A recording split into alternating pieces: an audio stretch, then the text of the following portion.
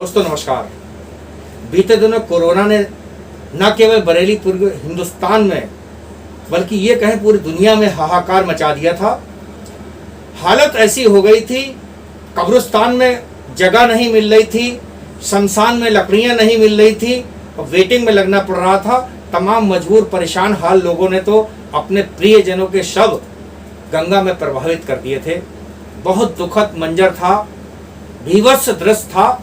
लोग दहशत जदा थे और घरों के अंदर कैद हो गए थे। कुछ लोगों ने अपने प्रियजन भी खो दिए थे, लेकिन जो लोग बच गए हैं वो आने वाले दिनों में किस तरीके से अपने आप को सुरक्षित रखें, क्या क्या दिक्कतें उनके लिए आ रही हैं, वो सब बताएंगे डॉक्टर सुदीप सरन, जो बरेली में बड़े फिजिशियन हैं। स्टेशन रोड पर आपका अस्पताल है, नाम है उसका सरन अस्पताल, इसके मालिक भी हैं। आइए सुनते हैं इस मुद्दे पर उनकी बात कि कोरोना से बच गए लोग किस तरीके से करें अपनी दिनचर्या को मेंटेन, कैसे बचें, कैसे फेफड़ों को अपने आप को बचाए रखें, किस तरीके से मजबूत रखें और ताकि आने वाले दिनों में दिक्कतें ना हो। गौर से सुनिए डॉक्टर सुदीप सरन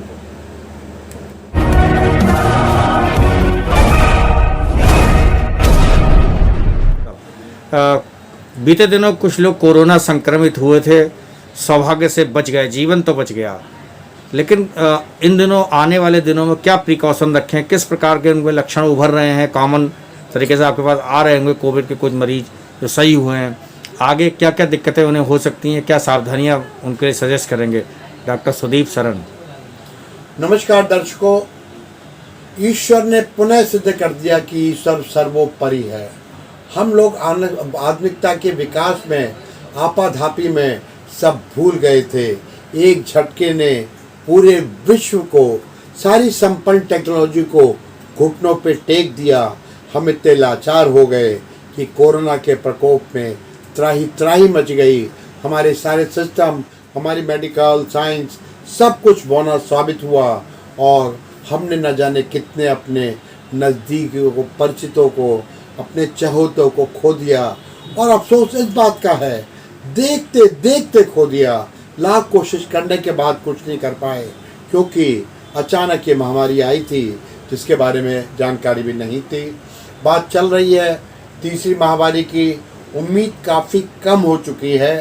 साथियों, मैं कुछ कभी ये देना जरूर चाहूँगा, अब संभावना काफ़ी कम है कि हमारे उत्तर प्रदेश की तरफ इसका प्रकोप सामने आएगा।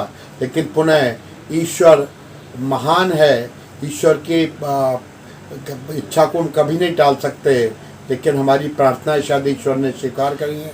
अब मैं बात करना चाहता हूँ मेडिकल रूप में कि क्या कोरोना निपटने के बाद सारी कहानी निपट गई?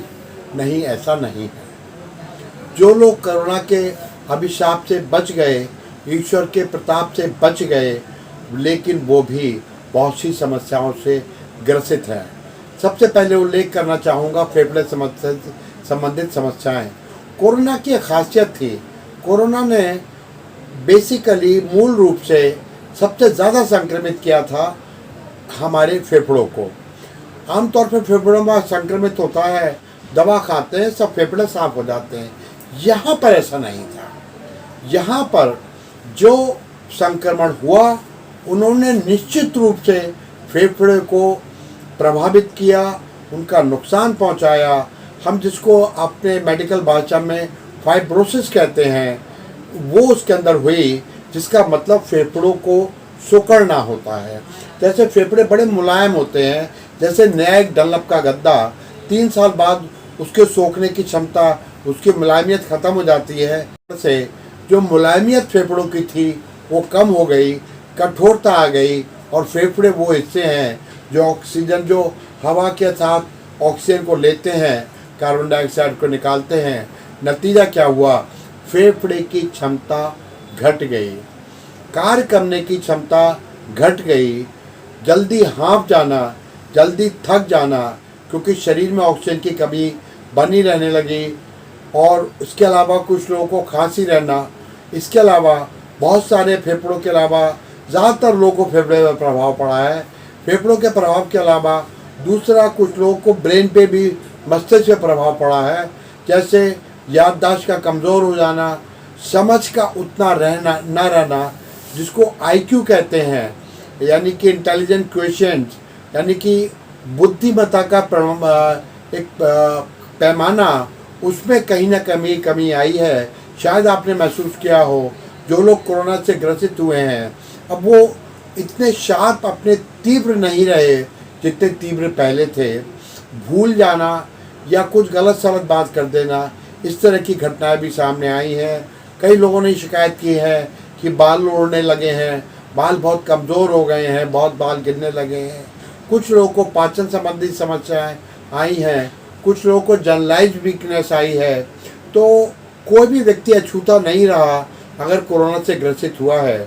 इसके 2 कारण हैं और अब मैं ये भी बताना चाहूँगा कि क्या करें।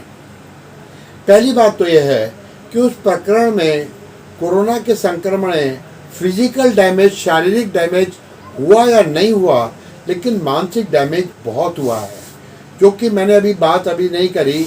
एक सबसे बड़ी चीज़ अवसाद, जिसको इंग्लिश में डिप्रेशन कहते हैं, वो भी सामने बहुत आई है। बहुत से लोग डिप्रेशन में चले गए क्योंकि उस माहौल के अंदर इस तरह की स्थितियाँ थीं, पारिवारिक स्थिति ऐसी बनी, आर्थिक स्थिति ऐसी बनी कि लोग टूट गए, घरों में समस्याएं बढ़ गई। नतीजा क्या हुआ? अवसाद में चले गए, डिप्रेशन में चले गए या टेंशन, तनाव में चले गए। तो ये मानसिक प्रभाव हुआ। उस प्रभाव की वजह से हालांकि शरीर में इतना डैमेज या नुकसान नहीं है, लेकिन मानसिक रूप से वो कहीं टूट गए तो अपने आप को बहुत कमज़ोर महसूस करने लगे। अब साथियों, करना क्या है? इसके लिए मैं सहज करना चाहूँगा कि अब यहाँ दवा की आवश्यकता नहीं है। फिजियोथेरेपी यानी सांस की एक्सरसाइज का मैं बताना चाहूँगा। कंधे उठा के गहरी सांस लें, पूरा सीना भर के लें, थोड़ी देर रोकें और फिर उसको आहिस्ता से निकाल दें। मैं पुनः करके दिखाऊंगा। गहरी सांस लें नाक के माध्यम से,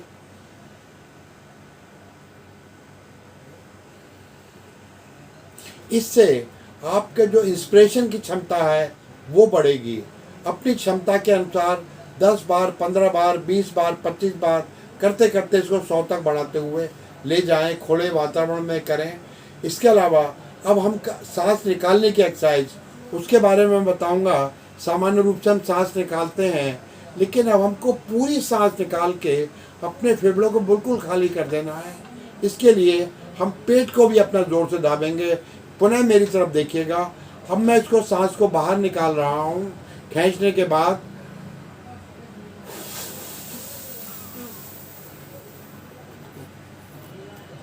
इसमें आखिरी क्षणों में मैंने अपने पेट को दबा के भी पूरी सांस पेट को निकाल के खाली कर दी।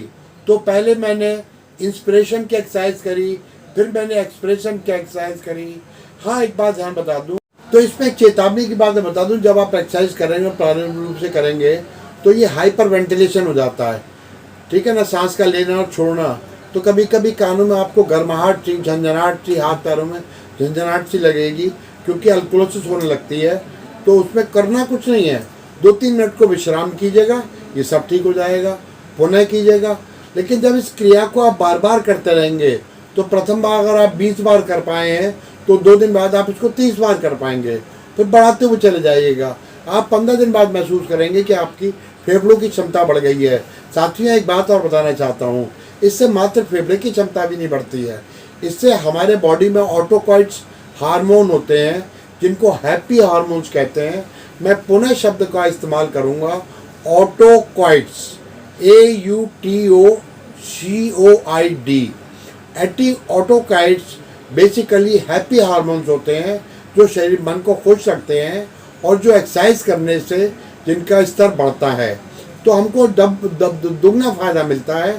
फेफड़ों की क्षमता बढ़ती है और हमारे ऑटोकॉइट्स वगैरह भी ठीक होते हैं।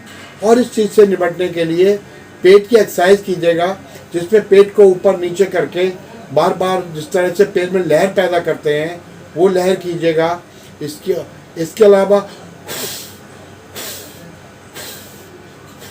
एक झटके से सारी इसको निकालिएगा।